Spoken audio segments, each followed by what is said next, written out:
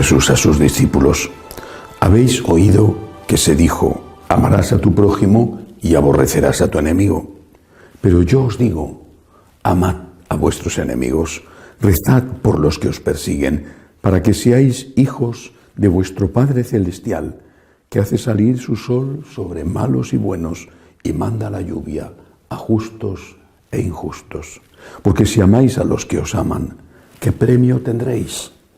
¿No hacen lo mismo también los publicanos? Y si saludáis solo a vuestros hermanos, ¿qué hacéis de extraordinario? ¿No hacen lo mismo también los gentiles?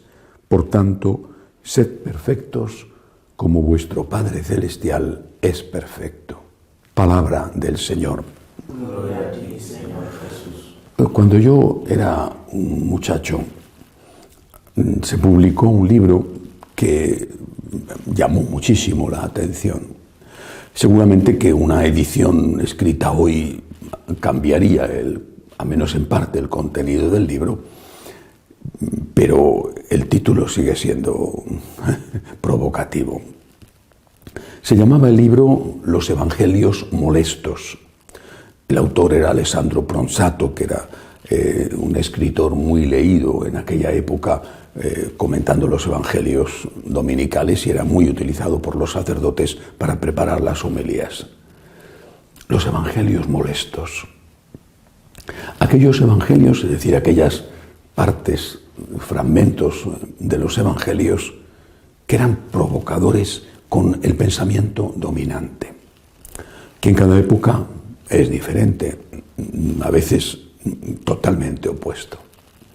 Sobre estos evangelios molestos se hacen varias cosas. Primero, se omiten, no se habla. Hay que leerlo a lo mejor porque en la selección litúrgica aparecen, por ejemplo, el Evangelio de hoy, pero no se habla. O no se habla de ellos en la vida cotidiana. Es molesto, ahora se dice, en la época en que se escribió ese libro, no existía esta palabra, ahora se dice, son políticamente incorrectos.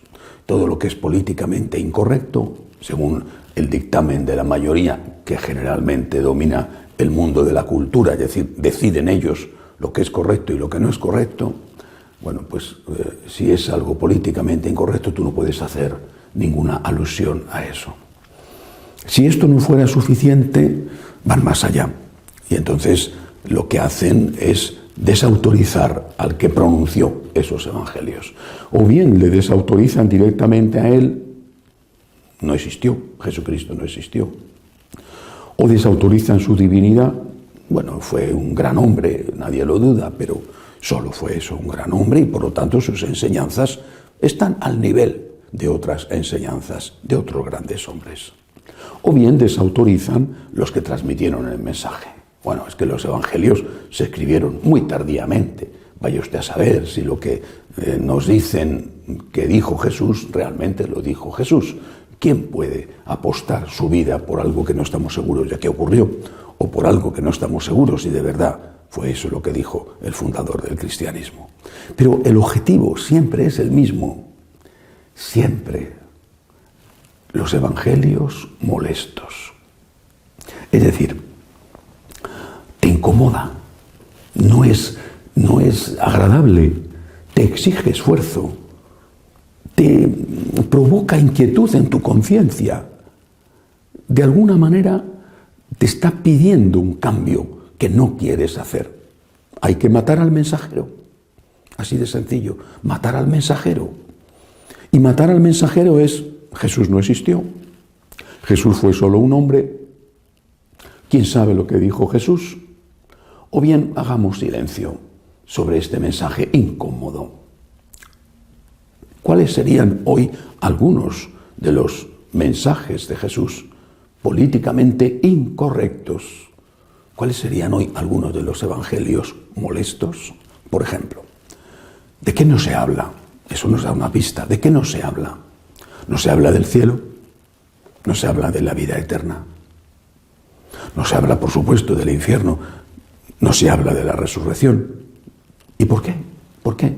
Porque nos dijeron, hace ya más de 100 años, Nos dijeron que afirmar que había vida eterna contribuía a que los pobres aceptaran su condición, los que sufren la injusticia no se rebelaran contra sus opresores. Hablar de la vida eterna convertía a la religión, y en particular al catolicismo, en la droga, en el opio del pueblo. Se ha acabado. No podemos contrariar a los marxistas que mandan en el mundo de la cultura. Punto. No se habla más de la vida eterna. ¿Cómo va a tener ese mal gusto? No digo que no exista. También seguramente llegan a pensar que no existe, pero de momento ya no hablamos, no podemos contrariar a nuestros amos en la tierra. ¿De qué más no se habla? Por ejemplo, no se habla del perdón. Tan importante, no se habla del perdón. ¿Y por qué no se habla del perdón? Por el mismo motivo. Si tú hablas del perdón, incluso del amor al enemigo, que es el Evangelio de hoy, el Evangelio de ayer también, entonces no puedes estar reivindicando una lucha que tiene como ingrediente fundamental el odio. El odio. La religión del odio, que es el comunismo, la religión del odio, porque es una religión y se basa en el odio, es decir, utiliza un elemento que puede ser verdadero, como es la injusticia, lo utiliza para manipular a las personas que sufren la injusticia y provocar en ellas el odio. La religión del odio no puede soportar a la religión del amor, que es el cristianismo. Y no hay nada más absurdo para la religión del odio que el perdón. ¿Alguien ha visto alguna vez? ¿Alguien ha oído alguna vez? ¿Alguien ha leído alguna vez que, por ejemplo, los responsables de las matanzas de sacerdotes, de religiosos, de religiosas en la guerra civil en España pidieran perdón? Nunca. Porque el perdón está fuera de su esquema. Hablan de justicia. La justicia es una cosa estupenda. Claro que hay que hacer justicia y hay que pedir justicia y hay que exigir justicia. Pero ¿por qué tiene que estar reñida la justicia con el perdón? Yo puedo llevar a una persona al tribunal sin odio, sin rencor. Quiero justicia, sí, pero no odio a esa persona. La justicia no está reñida con el perdón. La justicia será una cuestión legal. El perdón es una cuestión moral, es una cuestión del corazón. Te perdono. Me has robado y quiero que me devuelvas lo que me has robado. Me has calumniado y quiero que limpies mi nombre. Pero yo te he perdonado, porque necesito que Dios me perdone a mí. Y porque eso es lo que me ha mandado el Señor. De esto no se puede hablar. Ahora, cada uno puede pensar, y he puesto solo 2 ejemplos de evangelios molestos, cada uno puede pensar cómo esto está incidiendo en nuestra vida. En nuestra vida personal, ¿quién piensa en perdonar? En nuestra vida social y colectiva. Revueltas sangrientas motivadas por lo dirán los jueces, asesinato de un hombre afroamericano en Estados Unidos. ¿Es búsqueda de justicia o está alimentado por el odio? ¿Quién predica el perdón? ¿Quién dice?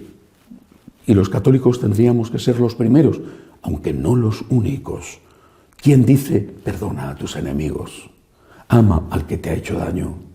Pon la otra mejilla. Nos abre las carnes esto. Decirlo nos da muchísimo miedo, porque es durísimo de practicar. Pero hay que decirlo y hay que intentar practicarlo. Y hay que decir también, Señor, ayúdame. Pero tengo bien claro cuál es el horizonte hacia el que tengo que caminar. Tengo bien clara cuál es la meta. Sed perfectos como vuestro Padre Celestial es perfecto. Así es como termina el Evangelio de hoy. Esa es la meta. Estoy muy lejos de la meta. Necesito la ayuda de Dios. Pido su gracia, su socorro, su fuerza, su misericordia. Pero esa es la meta. Mientras que todo lo demás te quita de la vista la perspectiva, el horizonte, y te llena tu corazón de rencor, de odio, de venganza, de algo muchísimo mayor que lo que tenían estipulado los judíos, que al fin y al cabo era ojo por ojo y diente por diente, y hoy es 20 ojos por uno y 40 dientes por uno. No nos dejemos seducir por lo políticamente correcto. Cuando alguien dice, habéis oído que Jesucristo os dijo, pero yo os digo, se ha puesto por encima de Jesucristo, se ha divinizado, se ha hecho Dios. Y nosotros confesamos solo a Jesucristo como nuestro Dios, como nuestro Señor y como nuestro Maestro. Que así sea.